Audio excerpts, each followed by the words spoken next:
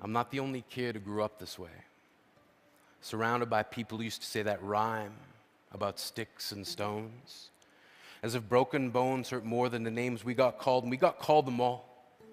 So we grew up believing no one would ever fall in love with us, that we'd be lonely forever, that we'd never meet someone to make us feel like the sun was something they built for us in their tool shed. So broken heartstrings bled the blues, we tried to empty ourselves so we'd feel nothing. Don't tell me that hurts less than a broken bone. That an ingrown life is something surgeons can cut away, that there's no way for it to metastasize. It does. She was 8 years old, our first day of grade 3 when she got called ugly. We both got moved to the back of class so we would stop getting bombarded by spitballs. But the school halls were a battleground. We found ourselves outnumbered day after wretched day. We used to stay inside for recess because outside was worse. Outside, we'd have to rehearse running away or learn to stay still like statues, giving no clues that we were there. In grade 5, they taped a sign to the front of her desk that read, "Beware of dog." To this day, despite a loving husband, she doesn't think she's beautiful because of a birthmark that takes up less than half her face. Kids used to say she looks like a wrong answer that someone tried to erase but couldn't quite get the job done. And they'll never understand that she's raising 2 kids whose definition of beauty begins with the word mom. Because they see her heart before they see her skin, because she'll never always been amazing. He was a broken branch grafted onto a different family tree. Adopted, not because his parents opted for a different destiny.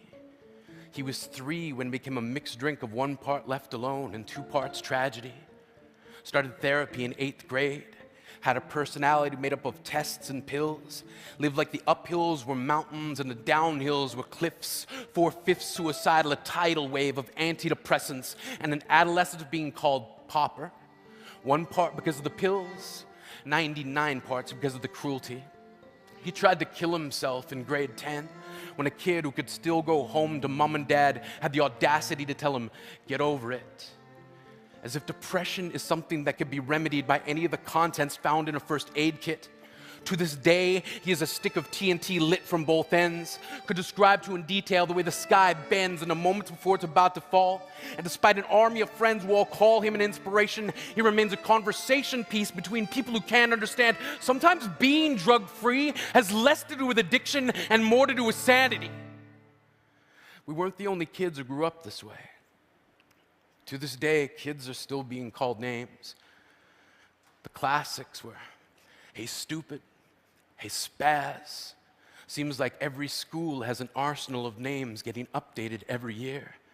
And if a kid breaks into school and no one around chooses to hear it, they make a sound. They're just background noise from a soundtrack stuck on repeat when people say things like, "Kids can be cruel." Every school was a big top circus tent. And the pecking order went from acrobats to lion tamers, from clowns to carnies, all of these miles ahead of who we were. We were freaks. Lobster claw boys and bearded ladies. Oddities, juggling depression and loneliness, playing solitaire, spin the bottle, trying to kiss the wounded parts of ourselves and heal. But at night, while the others slept, we kept walking the tightrope. It was practice, and yes, some of us fell.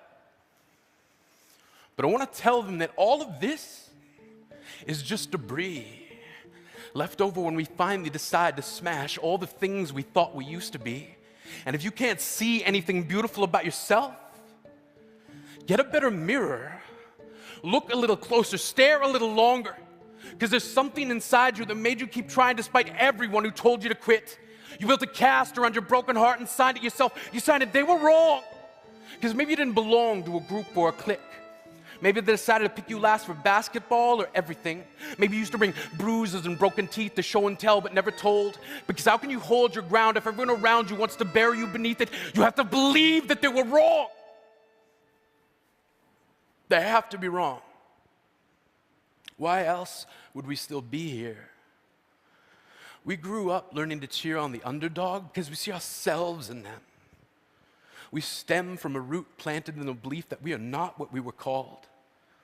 We are not abandoned cars stalled out and sitting empty on some highway.